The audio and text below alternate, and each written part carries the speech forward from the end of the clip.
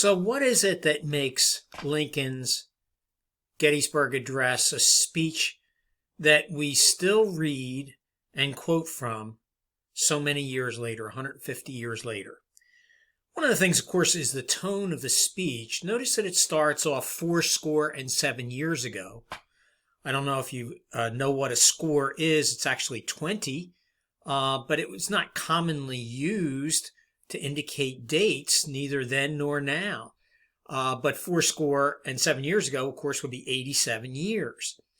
But it establishes a sort of a formal, solemn tone, which is appropriate for the occasion and the purpose, which is the dedication of the cemetery in memory of the Union dead. What also makes it great, and the part that I really want to emphasize, is the parallel structure exemplified in this last sentence. It is all one sentence. As long as it is, it's clear, but it is long. And what it uses to make it clear, even though it's long, is this parallel structure. And it really, within the parallel structure, there is another parallel structure. So it all begins with the opening clause. It is rather for us to be here dedicated to the great task remaining before us. Now, there are 4 points under that. I've kind of diagrammed it for you here so you can see it visually. 4 points that are part of this great task, that from these honored dead we take increased devotion to that cause for which they here gave their last full measure of devotion. And again, the we take devotion from they take to they gave their last full measure of devotion is another play on words that adds to the interest here of the diction. That we here highly resolve that these dead shall not have died in vain, that this nation under God shall have a new birth of freedom and that government. So each of these that clauses is parallel and completes the thought of the great task remaining before us. And then within that parallelism, we have another triple parallelism, and it's the one that we all remember, that government of the people, by the people, for the people, shall not perish from the earth. So it is parallelism par excellence. So let's take a look now, if we can, at Dr. King's address at the Lincoln Memorial and ask ourselves the same question. What is it that makes it so memorable? I say memorable, I think that most of us have, if not all of us, have listened to, perhaps read parts of it. Perhaps not so many of us have read the entire speech or even listened to the entire speech. So I've provided that for you, as with all of these texts, on the weekly page in the web in the Blackboard. So I hope you will listen to and read the entire text of Martin Luther King's address at the Lincoln Memorial during the March on Washington. One of the things that makes it memorable is the cadence. If you'll notice, Dr. King changes pace several times throughout the address, sometimes speaking quickly, sometimes speaking very slowly. He has the intonations of the Baptist minister that he is, giving a sermon in the Southern Baptist tradition. He starts also with a formal opening 50 years ago. Now, it's not a mistake that he is echoing the language of Lincoln here, because he is trying to borrow Lincoln's prestige and everything that went with Lincoln and his the associations that he had now become part of what Martin Luther King is doing here today.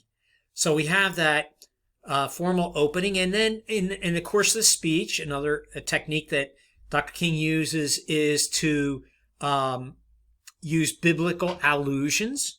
That is, for example, the allusion to Isaiah, let the oppressed go free, during his address. We have also the imagery. Imagery, of course, is language, words that appeal to the senses. This could be the sight of, it could be the sense of sight or sound or any of the five senses. But notice that Dr. King uses figures of speech in the very first paragraph to help us to understand and to feel more deeply what he is saying. He talks about the Emancipation Proclamation, which was passed 50 years ago, 100 years ago. Speech was made in the 1960s. The Emancipation Proclamation was in the 1860s. And he says, this momentous decree came as a great beckoning light of hope to millions of Negro slaves who had been seared in the flames of withering injustice. It came as a joyous daybreak to end the long night of their captivity. So the suffering of the slaves being compared to burning in flames, and the Emancipation Proclamation being compared to a light, to a joyous daybreak. Very powerful. Repetition. Now, here's where things get a little tricky, because some of you may be scratching your heads and saying, when I have repetition in my papers, Professor McGeehan marks it as an error. In fact, it is an error, 13A of my key to grammatical and mechanical errors. And it's true that for the most part in ordinary prose, repetition is not a good thing. Repetition is to be avoided, but it can also be used in the hands of an artist. That is, someone who knows the rules and knows when he or she can break them. In the hands of an artist, repetition can be a powerful tool, a powerful rhetorical technique. Now, you say, well, sure, that's easy to say if you have the prestige of Dr. Martin Luther King or President John F. Kennedy. But the fact is that to a literate person, it's very obvious the difference between repetition that is used for effect and repetition that is used simply because the writer or the speaker is too lazy or did not have a vocabulary big enough to accommodate different words to refer to a same or the similar thing. And I hope to prove that to you in the next little bit. But again, I want to go through some of the things in the some of the repetitions in Dr. King's address that are powerful. Most obviously, the repetition of "I have a dream." The key that really holds the speech together are those repetitions of "I have a dream that one day," and that is repeated almost probably 10 times. And then in the second part of the speech, the repetition of "Let freedom ring." Let freedom ring from the snow-capped Rockies. Let freedom ring from the curvaceous slopes of California. Let freedom ring from Lookout Mountain in Tennessee. Let freedom ring. It is the emphasis here that becomes powerful and makes this so memorable. And even in the summation, when this happens, when we allow freedom to ring, when we let it ring from every village and hamlet, from every state and city. And so the speech ends with the allusion, a reference in one literary work to another, to the Negro spiritual, free at last, free at last. Thank God Almighty, we're free at last. And finally, in the inaugural address of President John F. Kennedy, again, there are lots of interesting stories attached to that. There is the story, for example, of Robert Frost, the poet, who was asked for the first time ever for a poet to give an address or to give recite a poem at the inaugural address. He was commissioned to do so. He wrote a poem specifically for and entitled for John F. Kennedy, his inaugural. But there had been a snowstorm the previous day, and actually, the question of whether the inauguration would even come off that day was somewhat in doubt, but they went ahead with it. The day following was very, very sunny, but very cold. And with the sunshine on the snow, there was a terrific glare at the Capitol, where the address, of course, is traditionally given. And when Robert Frost appeared to read his poem, he could not see the paper because of the glare. And if you watch, and you can do this on YouTube, if you watch, you will see someone, I think it's Vice President Lyndon Johnson, trying to help him out by holding a hat to put the paper in shadow. But because of the wind and his age, he was frail at the time. He was in his 80s. He was unable to recite that poem. But in an inspiration to those of us who came in his footsteps, who aspire to be orators, and who get up and are nervous and forget what we're going to say, he is unable to read the speech, but he recites another poem that he has memorized that is perfectly appropriate to the occasion. So it's just an interesting little story. As I say, it was cold that day, but President Kennedy did a magnificent job with the speech. And I want to look at how, again, he uses some of these techniques of repetition, and he also uses some repetition with variations. Now, we see this, of course, in the most famous line from this speech: ask not what your country can do for you, ask what you can do for your country. This is actually a rhetorical device. Rhetorical devices were cataloged and named by Greeks. This is one that's called chiasmus. It's a type of repetition, and it's spelled chiasmus. It's a type of repetition in which the second part of the phrase repeats the first, but in reverse order. And that's exactly what happens with ask not what your country can do for you, ask what you can do for your country. So the terms you and country there are reversed in the speech. And it's a clever turn of phrase that occurs several times throughout Kennedy's inaugural address. You also notice, and I have some of them highlighted here, he frequently uses the technique of saying not one thing but another, which is its opposite. So he starts off, we observe today not a victory of party, but a celebration of freedom.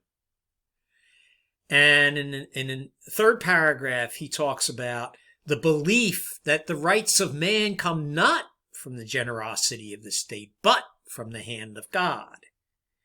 In the fourth paragraph, he uses one of those figures of speech. The torch has been passed to a new generation of Americans. And the torch is a powerful symbol here because although light itself is often associated with liberty, the torch is associated with the Statue of Liberty, the very symbol of freedom that stands in New York Harbor. So he summons up that allusion as well. And again, down here a little further, he does that, not this but that again. Divided there is little we can do, for we dare not meet a power. I'm sorry, I need to start the sentence before that in paragraph 7. United there is little we cannot do in a host of competitive ventures. Divided there is little we can do. And you'll see that the first part of the speech is a set of pledges as he addresses other nations.